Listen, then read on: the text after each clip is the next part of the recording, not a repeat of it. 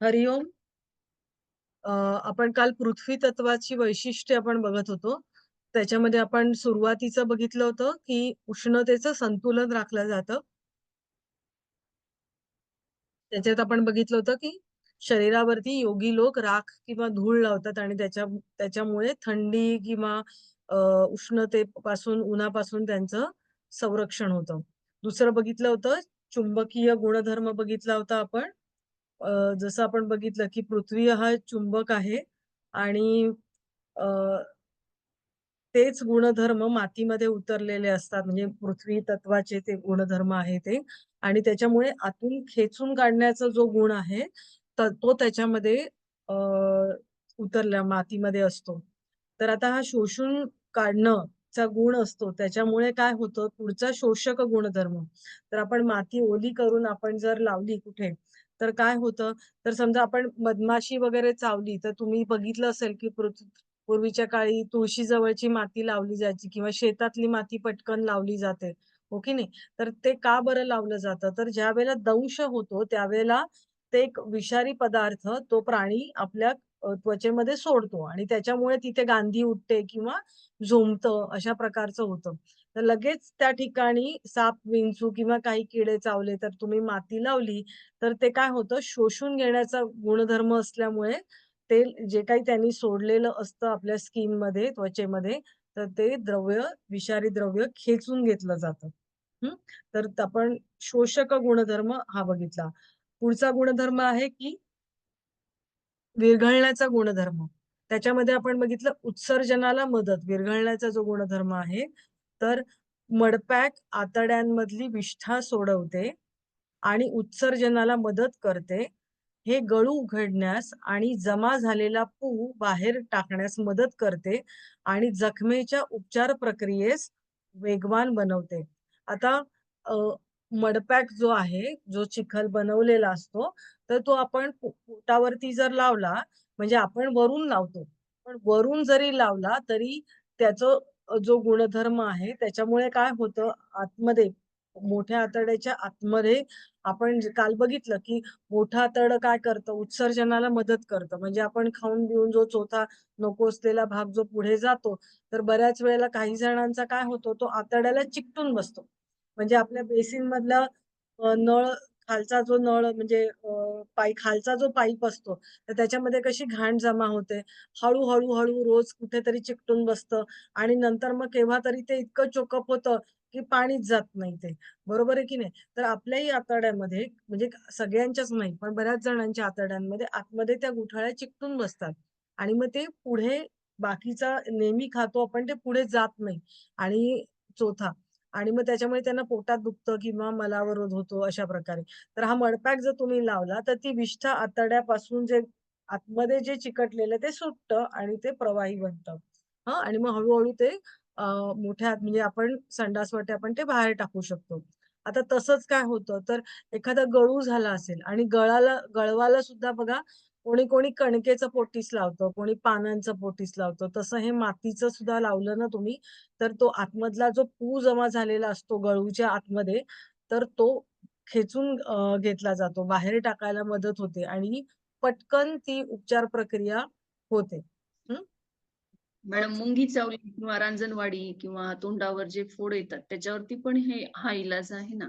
हो, हो, हो. कातडीचे सगळे आपण त्वचेचे जवळ-जवळ बऱ्याच इलाजांवरती त्याचा उपयोग होतो. हं. अ, दुखण्यावरचा इलाज अँटी गुणधर्म, मडपॅक आपल्या कानदुखी, दातदुखी किंवा एखादी दुखापत झाली आणि मग दुखतंय आपल्याला त्या ठिकाणी, तर त्याच्यापासून सुद्धा तुम्हाला त्या दुखण्यापासून मुक्त व्हायला मदत करतं. हं. आता जखम बरी करण्याचे गुणधर्म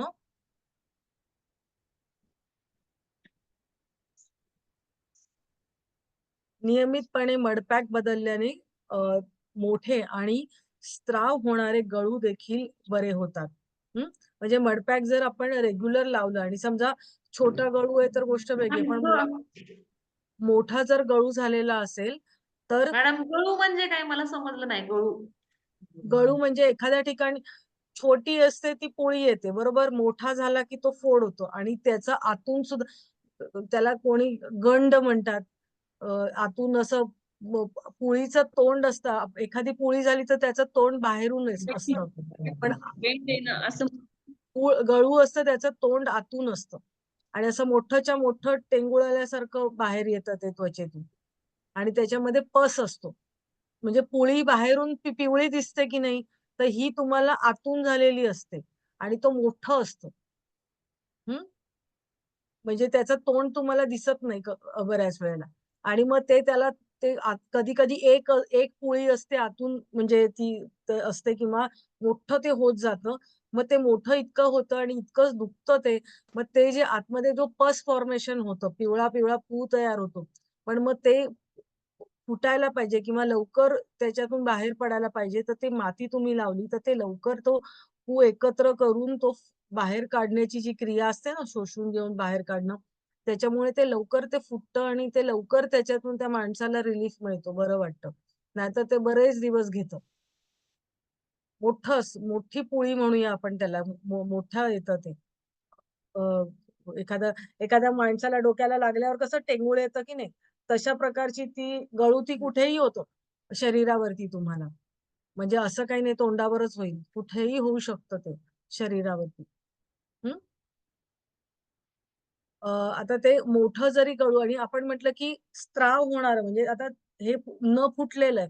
पण जे फुटलेलं असेल ना, तर ते सुद्धा म्हणजे ज्याच्यातून बाहेर पडतं पू किंवा रक्त बाहेर पडतं नंतर तरी सुद्धा जरी तुम्ही वरून लावलं, मग तरी सुद्धा म्हणजे प्रवाही झालंय तरी सुद्धा त्याला लावलं ना तुम्ही माती, तरी सुद्धा ते लवकर बरं होतं. म्हणजे पेनिसिलिनचं औषध आपण जर म्हणजे औषध अँटिबायोटिक एखादं घेतलं, त्याच्यापेक्षा सुद्धा ते जास्त प्रभावी. आता पूर्वीच्या काळी पेनिसिलिन दिलं जात होतं. तर महात्मा गांधीजींनी काय म्हटलं आपण ते बघूया. या संदर्भात महात्मा गांधीजींचे विचार जाणून घेणे योग्य आहे. ते म्हणतात, मडपोटीस म्हणजे मडपॅक त्याच्यामुळे काय होतं, तर सामान्य फोड बरे होतात. मी गळू बाहेर काढण्यासाठी चिखल लावला आहे. या केसेससाठी मी पोटॅशियम परमॅंगनेट लोशनमध्ये बुडवलेल्या कापडाच्या स्वच्छ तुकड्यात चिखल पॅक करून पोटीस तयार करतो आणि गळूवर लावतो. पोटॅशियम परमॅंगनेट लोशनने धुतल्यानंतर मला एकही केस अशी आठवत नाही की ज्यात ते अपयशी ठरले आहे. आता पोटॅशियम परमॅंगनेट हे का लावायचं? तर आपण अँटिसेप्टिक म्हणतो की नाही, की जंतू संसर्ग होऊ नये म्हणून पोटॅशियम परमॅंगनेट वापरला. आता पूर्वीच्या काळी डेटॉल-बिटॉल काही नव्हतं की नाही. तर पोटॅशियम म्हणजे म्हणजे अजून पाण्याच्या मोठ्या-मोठ्या टाक्या असतात, तर त्या सुद्धा निर्जंतुकीकरण करण्यासाठी त्याच्यामध्ये पोटॅशियम परमॅंगनेट टाकलं जातं. हं. मग त्यांनी काय म्हटलंय, की आता हा मडपॅक आहे तो कापडाच्या स्वच्छ पट्टीवरती तो लावला जातो. मग आता ते पू तुमचा म्हणजे पस आहे तो बाहेर आलाय, तर तो पस कसा असतो, इकडून तिकडे लागला कधी-कधी तर एखाद्याला दुसरीकडे पण होऊ शकतं, असं पण असतं कधी-कधी. तर त्यांनी काय म्हटलंय, की मी त्या पट्ट्या पोटॅशियम परमॅंगनेटमध्ये बुडवायचो आणि त्याच्यावरती तो मडपॅक लावायचो. पुन्हा त्या पट्ट्या ते माती-बिती सगळी धुवायची, ती वेगळी वाळवायची आणि पुन्हा त्या पट्ट्या याच्यामध्ये परमॅंगनेटमध्ये टाकायच्या आणि असं ते पुन्हा-पुन्हा करायचे आणि तरी ते म्हणतात, की असं मी केल्यामुळे असं कधी झालं नाही, की मी ते गळू बरं केलेलं नाहीये. म्हणजे सगळ्यांच्या त्याच्यावरती ते रामबाण औषध आहे असं त्यांनी म्हटलेलं आहे. हं. म्हणजे आपल्याला उपलब्ध वस्तू, माती कुठेही आपल्याला उपलब्ध असते. आता शहरामध्ये माती मिळणं कठीण झालंय. पण म्हणजे खेडेगावामध्ये कोणीही हे पटकन करू शकतं. हं. माती ही मातीचा काही प्रकार आहे का? कोणती पण माती? घेणार आहोत आपण सगळं पुढे घेणार आहोत. आधी आपण मातीचे गुणधर्म घेतोय आणि मग नंतर मातीचे प्रकार कोणते-कोणते वेगवेगळे आहेत, तर ते आपण बघणार आहोत. हं. वास काढून टाकण्याचा गुणधर्म किंवा दुर्गंधी हटवण्याचा त्याचा गुणधर्म आहे. हं. तुम्ही मांजरीला बघितलंय का? मांजर शी करते आणि त्याच्यावरती सगळी माती टाकते. बघितलंय कधी असं? कुत्रा, मांजर म्हणजे हो. का बरं असं करतं? तर ते त्याची दुर्गंधी ती म्हणजे जाते मातीमुळे, हो की नाही? आता आपण बघतो, की अ, ज्यावेळेला मनुष्य मृत होतो, त्यावेळेला त्याला कुठे बरं पुरतात? आपण जाळतो, पण ज्यांच्यामध्ये पुरलं जातं, ते कुठे बरं पुरतात ते लोकं? आमच्या इथे मातीमध्ये मातीमध्येच पुरतात. मग का बरं मातीमध्ये पुरत असतील? ते पंचमहाभूतांपैकी एक महाभूत आहे ना. हा, ते पंचमहाभूतांपैकी एक महाभूत आहे. पण मग ते का नाही हवेमध्ये तसंच ठेवत? काय बिघडणार आहे? त्याचा वास हा, मग ते त्याचा वास येऊ नये म्हणून. तर मातीमुळे काय होतं, तर मातीमुळे तो दुर्गंध कमी होतो. आता आपण शरीराला जर दुर्गंध येत असेल, म्हणजे एखाद्याला घामाचे वास येतात, मी तुम्हाला म्हंटल, बऱ्याच जणांचं बघितलं की घामाला दुर्गंधी येते.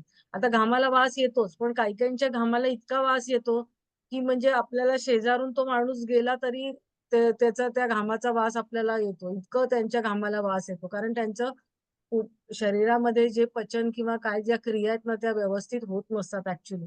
म्हणून तो असा वास येत असतो. त्या दुर्गंधी ज्या येतं, तर त्यावेळेला जर मृत्तिका स्नान केलं, म्हणजे काय, की सर्वांगाला माती लावायची. तर मृत्तिका स्नान केलं तर शरीर त्याचं स्वच्छ होतं. आणि मग ही दुर्गंधी ही कमी व्हायला मदत होते. कुजलेल्या आणि घाणेरड्या वस्तूंमधून येणारा दुर्गंध चिखलाने झाकल्यानंतर दडपला जातो. पृथ्वीच्या या गुणधर्माचा फायदा मृतदेह जमिनीत घेऊन, म्हणजे मृतदेह आहेत ते जमिनीत गाडले जातात. जसं मी मगाशी म्हटलं त्याप्रमाणे. हं?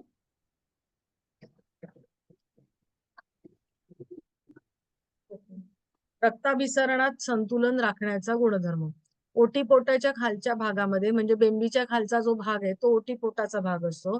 तर त्याच्यावरती चिखल पॅक लावल्याने आणि दव भरलेल्या पृथ्वीवरती जमिनीवर अनवाणी चालल्याने, सकाळी अनवाणी चालल्याने अतिरिक्त उष्णता काढून टाकली जाते आणि पायाच्या तळापर्यंत रक्ताभिसरण वाढतं.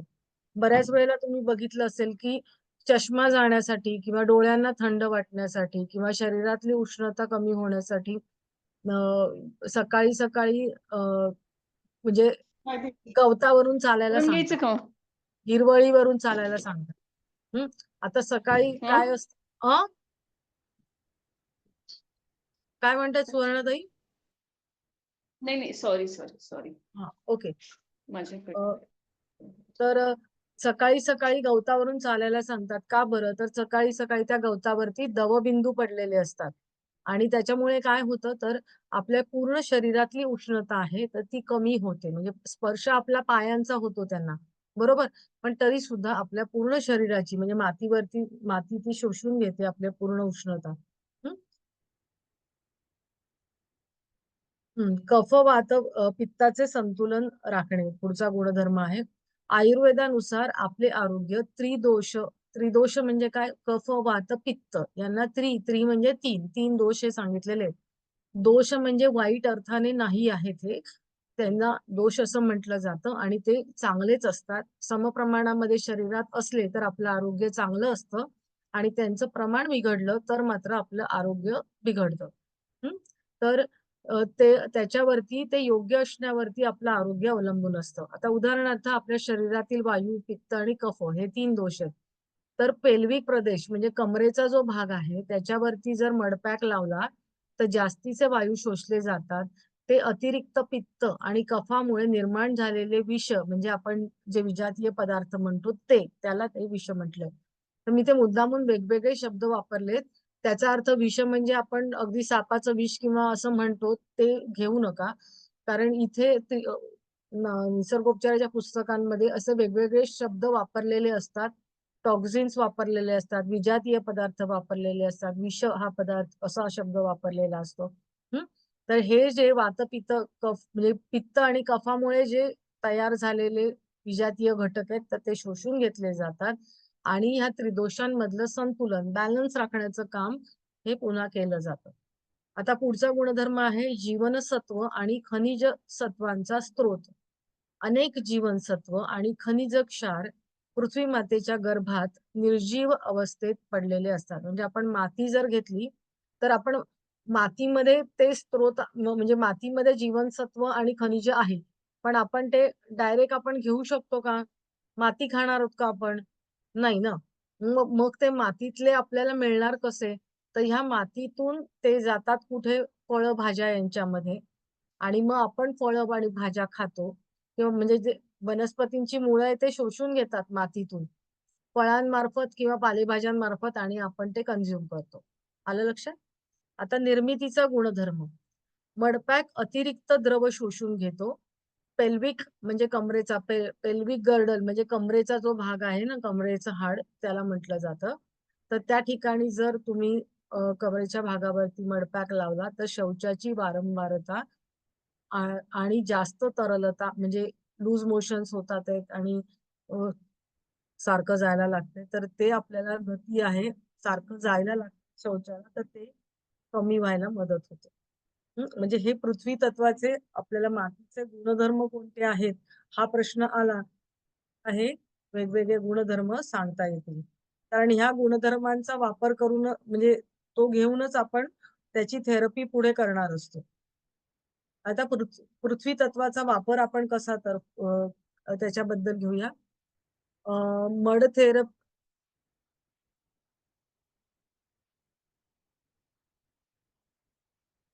मला वाटतं हे परत आलंय की काय.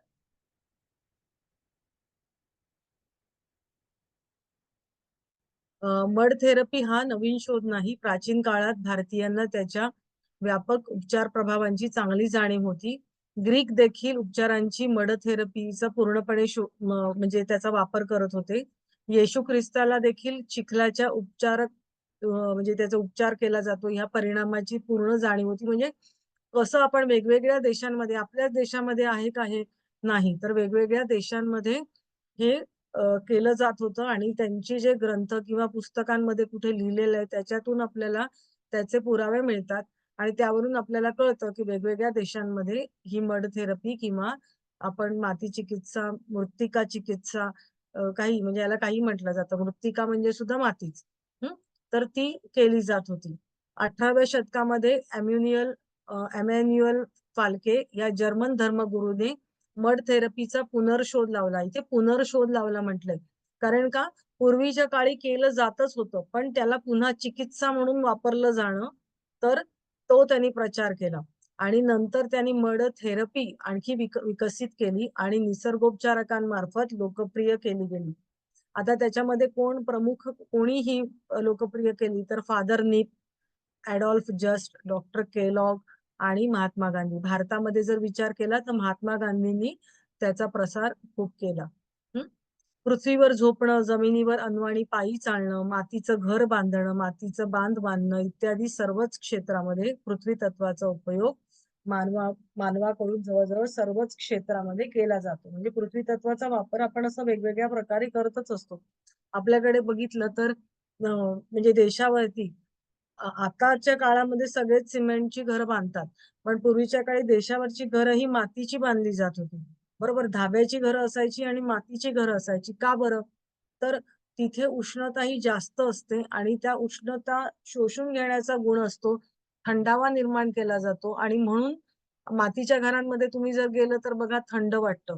भले फॅन नसतो, पण सिमेंटच्या घरापेक्षा मातीच्या घरामध्ये थंड वाटतं. हे का बरं असं होतं? तर मातीचं लेपन केलेलं असतं त्याला आणि म्हणून ते तसं होतं. आता म्हणजे त्याचे उपयोग मातीचे आपण प्रकार बघणार आहोत वेगवेगळे.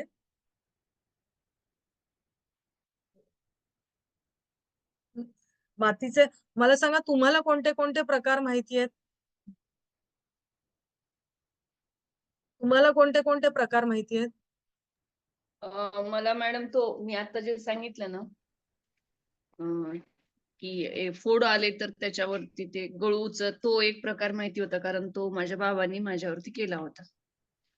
आणि परत आणि म्हणजे गचकरणाच्या अलीकडची जी स्थिती असते त्याच्यावरती पण मडपॅक लावतात. बरोबर. मी काय विचारलं मातीचे प्रकार सांगा असं मी म्हटलं. माती सॉरी हां, मग माती हं. पांढरी माती, काळी माती, शाडू, मग ते वालुका एक असते. पांढरी माती म्हणजे कशी? लाल माती. बरोबर. मातीचे वेगवेगळे प्रकार आहेत आणि मुलतानी माती लावता की नाही चेहऱ्याला? लावली हो जाते की हो हं? हो आणि हं. माती तर सगळ्यात इफेक्टिव्ह म्हणतात. चेहऱ्यावरती लावली जाते बरोबर. आता मातीचे आपण वेगवेगळे प्रकार बघूया आणि त्याचे प्रकार भिन्न-भिन्न आहेत आणि त्याच्यामुळे त्याचे गुणधर्म पण वेगळे-वेगळे आहेत. पण काय कधी-कधी आता आता समजा तुम्ही म्हणलात, की "अरे, हे तर याच्यात सांगितलंय, मग हे वापरायचे की नाही?" पण असं काही नाही. बरेचसे गुणधर्म सगळ्या मातीमध्ये असतात. पण एखाद्या याच्यामध्ये त्याचा विशिष्ट गुणधर्म हा वेगळा असतो. पण याचा अर्थ असा नाही, की बाकीचे गुणधर्म त्याच्यामध्ये नसतात. आलं लक्षात? हं. आता आपण बघूया काळी माती प्रामुख्याने उज्जैन आता हा प्रश्न सुद्धा येतो वेगवेगळे मातीचे प्रकार तर ते सुद्धा तुम्हाला माहिती असणं गरजेचं आहे. हं. उज्जैन, माळवा येथे उपलब्ध आहे. हे एक चांगले हेअर टॉनिक आहे. पूर्वीच्या आजी वगैरेच्या जमान्यामध्ये बघितलं तर कोणी शॅम्पू वगैरे काही वापरत नव्हतं. शेतातलीच काळी माती आणून ते गाळून-बिळून त्याचं ते धुवून त्याच्यानी केस-बीस धुवायचे. बरोबर. आता निसर्गोपचार केंद्रामध्ये सुद्धा तुम्हाला पूर्ण शरीराला माती लावली जाते, तशी केसांना सुद्धा माती लावली जाते आणि मस्त केस त्याच्याने शाईन व्हायला लागतात. एकदम चकाकी येते. हं. हे एक चांगले हेअर टॉनिक आहे. त्वचा रोग आणि फोडांवर याचा उपयोग होतो. आता मगाशी आपण बघितलं, की स्किन डिसीजमध्ये चांगला त्याचा उपयोग होतो आणि फोड वगैरे झाले तर उपयोग होतो. मऊ गाळाची चिकण माती ते टाक्या, नद्या एक मिनिट हां. नद्यांच्या काठावर आणि शेतातही उपलब्ध असते. सहज उपलब्ध असल्यामुळे सर्वात जास्त ती वापरली जाणारी माती आहे. म्हणजे ती सगळीकडे मिळते त्याच्यामुळे ती वापरली जाते सगळीकडे. मी जसं म्हटलं, की आपण जरी म्हटलं, की इतर ठराविक याचा ठराविक गुणधर्म म्हटला तरी सुद्धा सगळ्याच मातीमध्ये ते गुणधर्म असतात. त्यामुळे जे अवेलेबल आहे बऱ्याच वेळेला ते वापरलं जातं. हं. मुलतानी माती मुलतानी माती हे एक चांगले स्किन टॉनिक आहे. त्वचा रोग आणि कोंडा याच्यावरती त्याचा चांगला उपयोग होतो. हं. म्हणून बरेचसे फेस पॅक असतात. तर फेस पॅकमध्ये मुलतानी माती वापरली जाते. ज्यांची ऑइली स्किन आहे, म्हणजे नुसती त्वचावरती तेल टाकल्यासारखं चकाकत असते. तर त्यांना ते अ, त्याच्यामुळे काय होतं, की त्यांना पुटकुळ्या येतात किंवा पिंपल्स येतात. मग हे अतिरिक्त तेल जे चेहऱ्यावरती अतिरिक्त म्हणते हां मी, नॅचरल ऑइल नाही. अतिरिक्त तेल काढून टाकण्यासाठी मुलतानी माती कारण ड्राय होतं ते.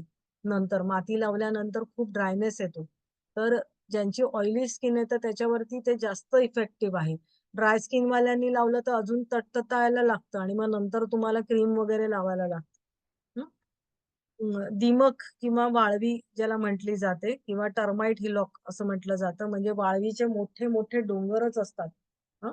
अ, आणि तर त्याच्यामध्ये किंवा हिंदीमध्ये त्याला दिमक म्हटलं जातं.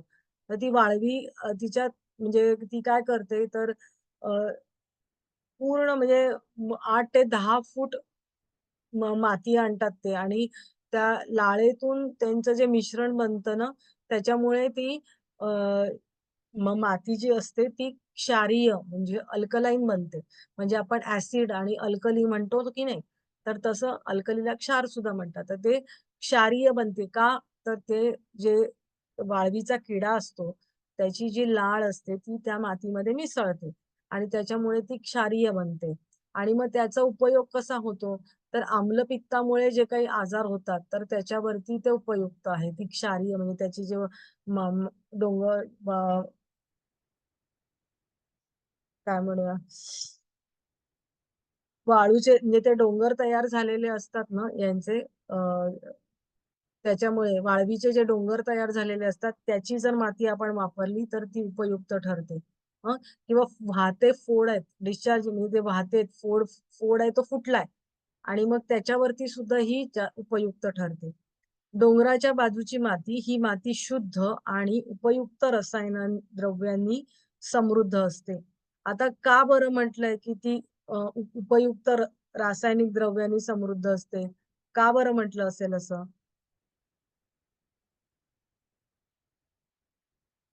सांगा बरं? प्रत्येक गोष्ट ना नुसती ऐकू नका. हे का बरं असेल याचा विचार करा तुम्ही. आता डोंगराच्या इथली माती आहे म्हणजे काय डोंगरावरती जी वेगवेगळी झाडं असतात, त्यांच्यापासून जे सगळे खनिज वगैरे असतात किंवा झाडांचे सुद्धा औषधी गुणधर्म असतात, तर ते सुद्धा मातीमध्ये मिसळतात ना, त्यांच्या मुळांमार्फत किंवा त्याची पानं पडतात, त्याची फळं पडतात.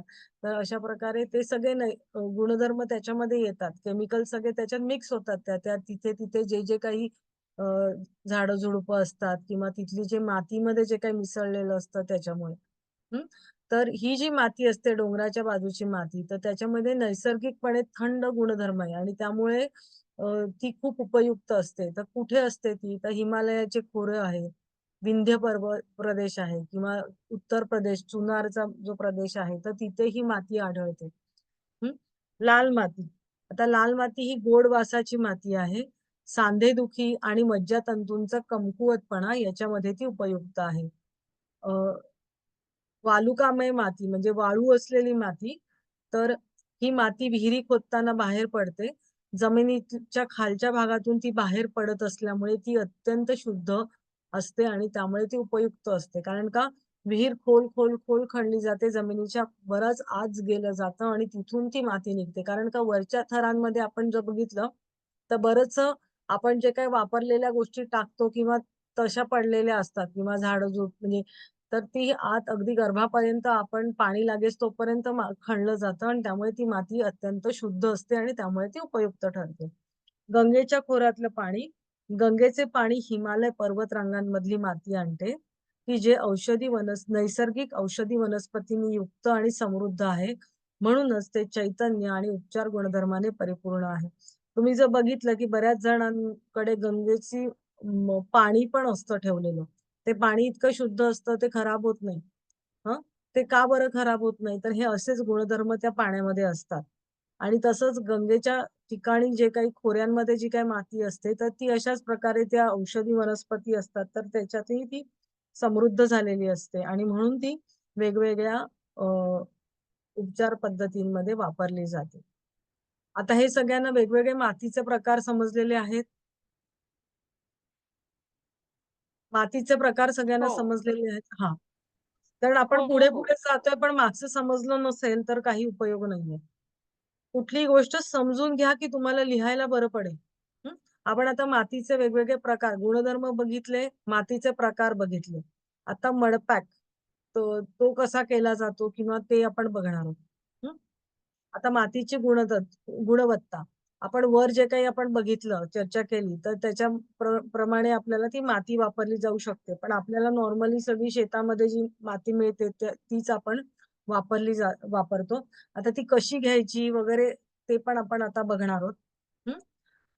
परंतु अ, उपलब्धतेच्या सुलभतेमुळे मऊ गाळाची चिकणमाती जी थोडीशी किरकिरी किंवा चिकट नसलेली असते, चिकट नसते फार. अशा प्रकारे ती असते आणि म्हणून ती सर्वसाधारणपणे वापरली जाते.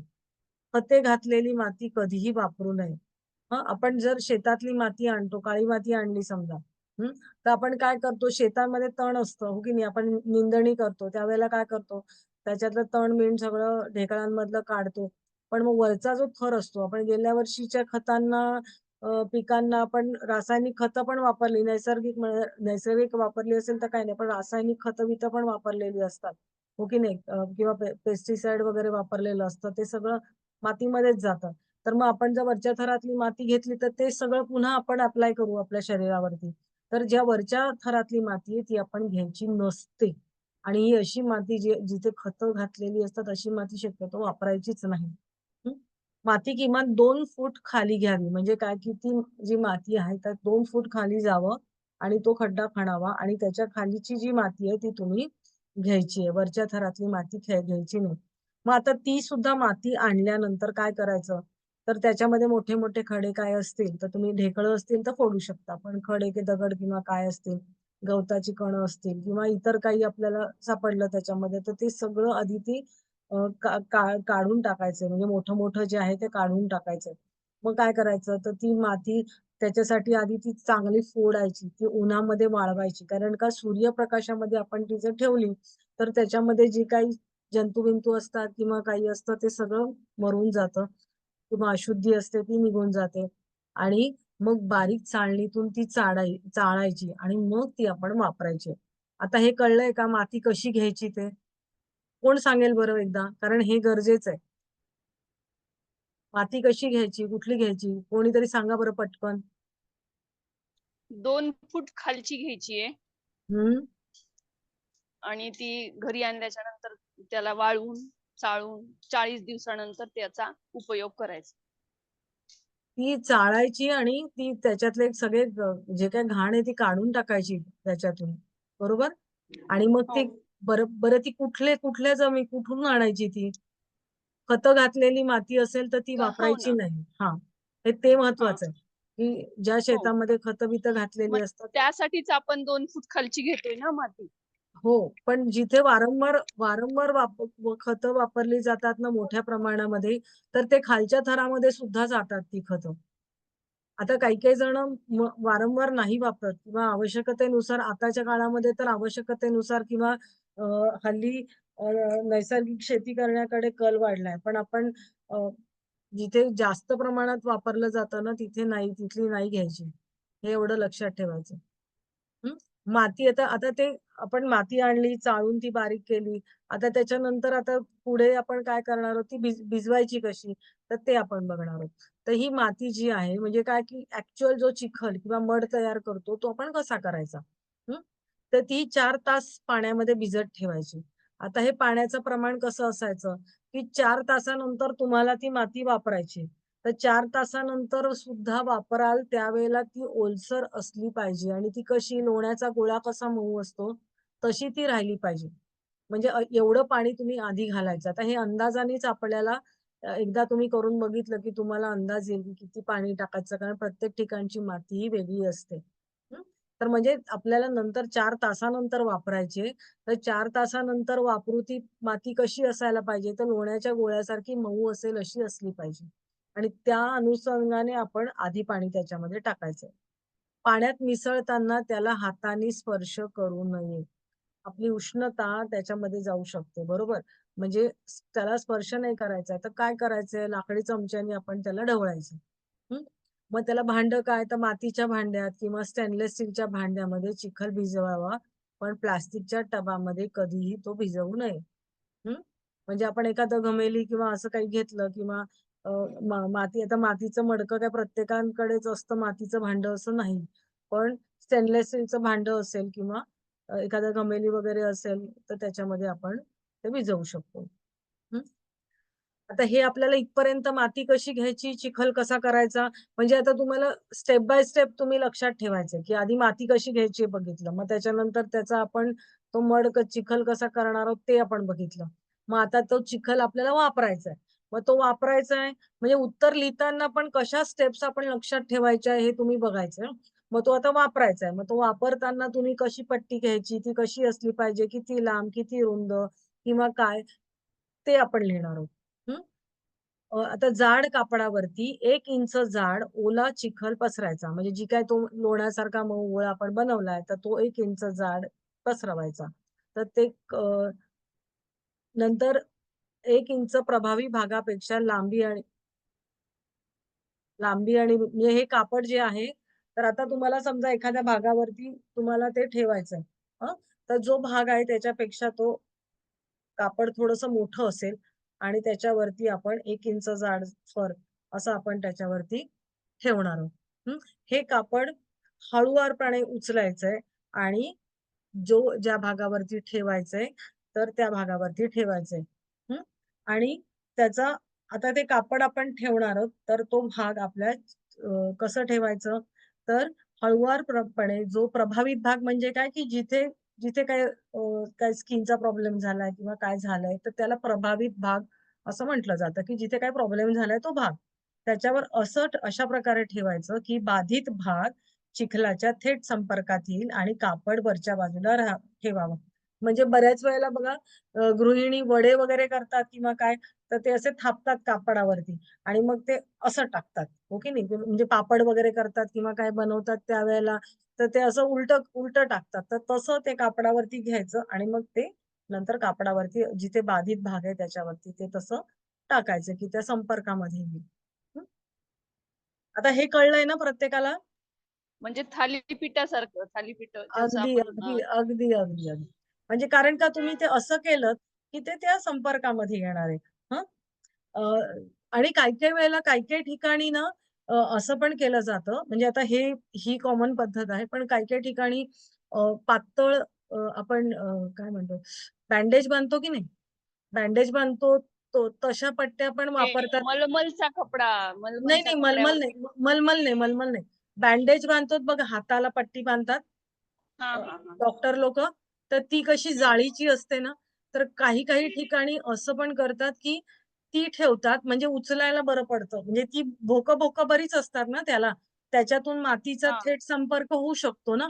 म्हणजे तर तशा प्रकारे पण काही ठिकाणी हल्ली केलं जातं, की मग ते नंतर काढायला बरं पडतं. पण नॉर्मल पद्धत हीच आहे, की मातीचा डायरेक्ट संपर्क तिथे येतो, अशा प्रकारे.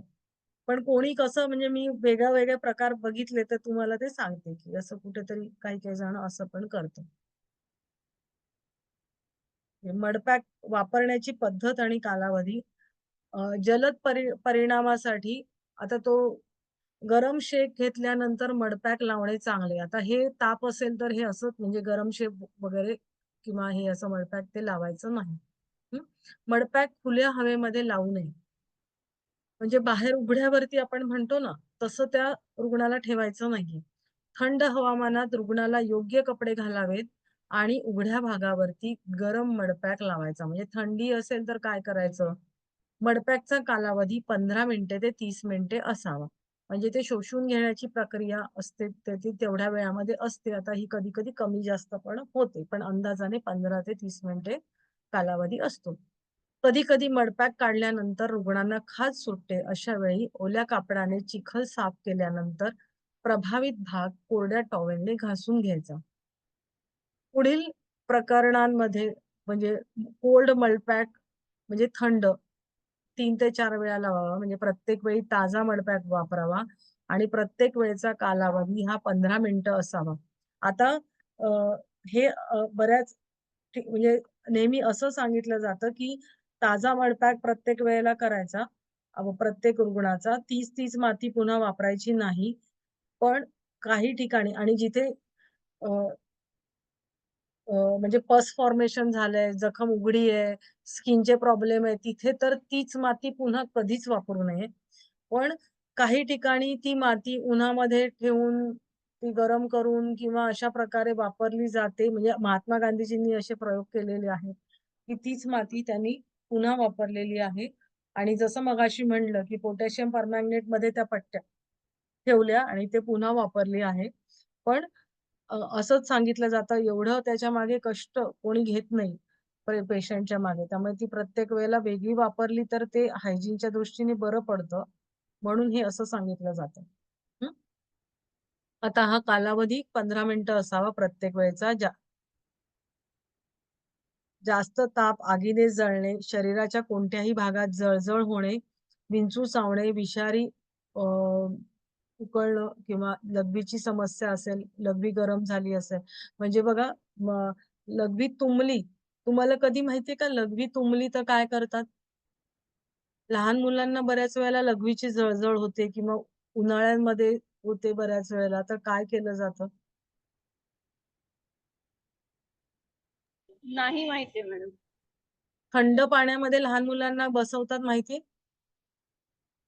पाय थंड पाण्यामध्ये ठेवतात म्हणजे एका भांड्यामध्ये पाय घेऊन कधी-कधी कोण कोण नमक टाकतं त्याच्यामध्ये आणि पाय सोडायला सांगतात. हां.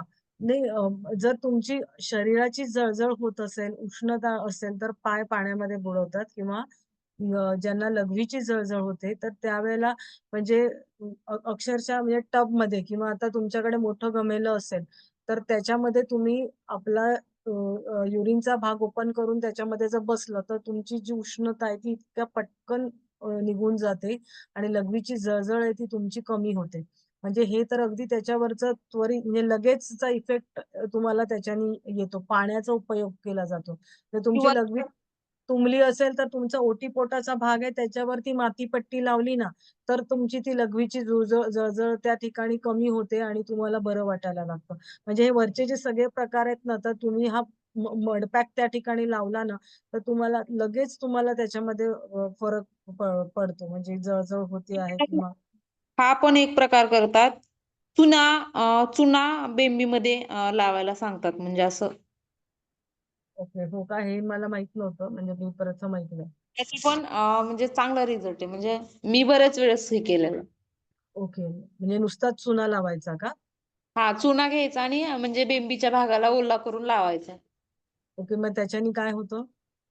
म्हणजे जे जळजळ आणि आपल्याला जे म्हणजे उन्हाळी लागते वगैरे असं म्हणतात ना, हा, तर ते रिलीफ भेटतो. एक 5 ते बरोबर. 10 मग हे तसंच आहे. हे मातीपट्टी जर तुम्ही ठेवली तर तुम्हाला लगेच रिलीफ मिळतो, किंवा पाण्यामध्ये बसलं, पाय पाण्यात ठेवले तरी तुम्हाला रिलीफ मिळतो. हं.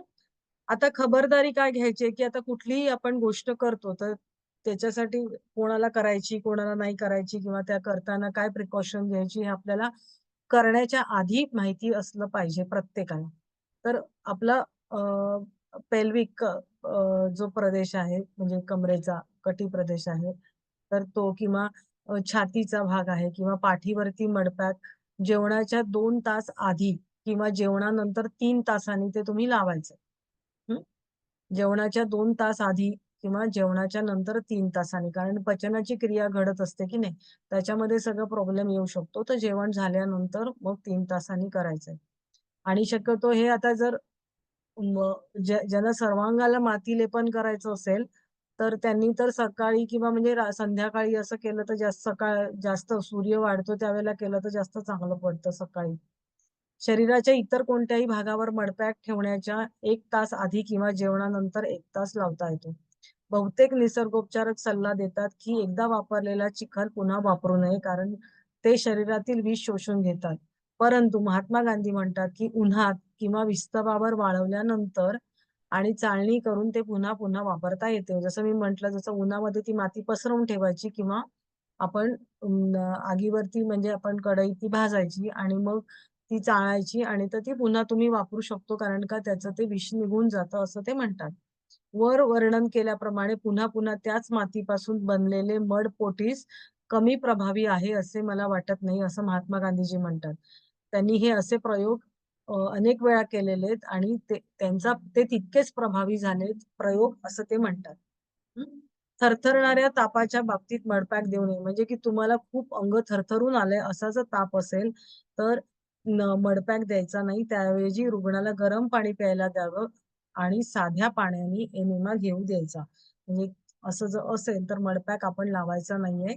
त्याच्या उलट त्याला आपण साधं पाणी प्यायला द्यायचंय आणि एनिमा घेऊ द्यायचा. आता थंड आणि गरम मडपॅक. हं. जेव्हा आता हे मडपॅक आपण जो बनवतो, आता त्याचे पण वेगवेगळे प्रकार, की थंड आणि गरम अशा प्रकारे. जेव्हा मडपॅक लावल्यानंतर प्रभावी भाग लोकरीच्या भागाने झाकला जातो, तेव्हा त्याला गरम मडपॅक असं म्हटलं जातं.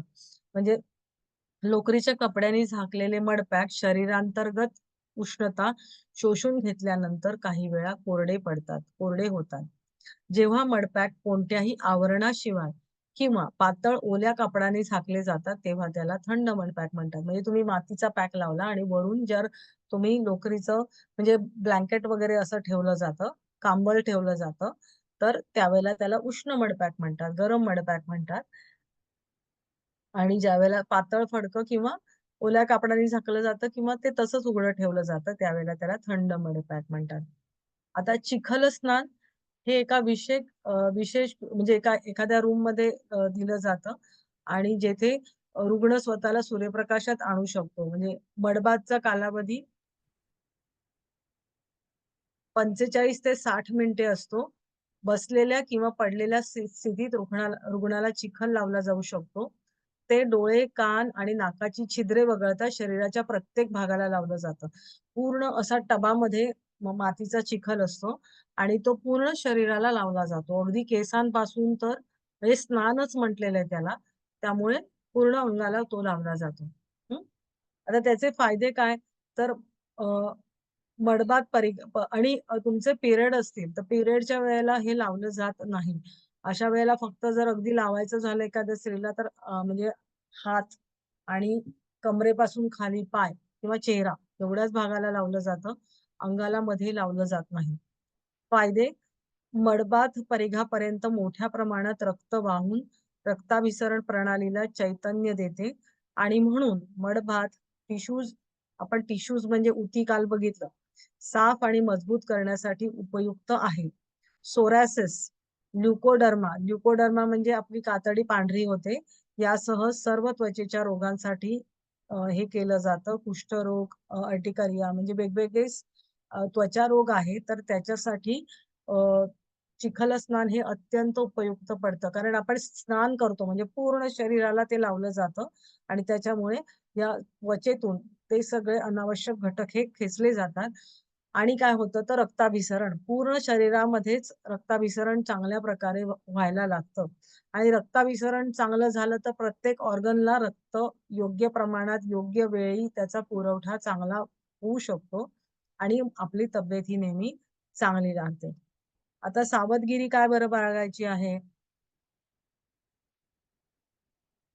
तर तो चिखल धुण्यासाठी साबण वापरू नका आणि साधं पाणी वापरायचं आहे. आवश्यक असल्यास लिंबाचा रस वापरायचा आहे.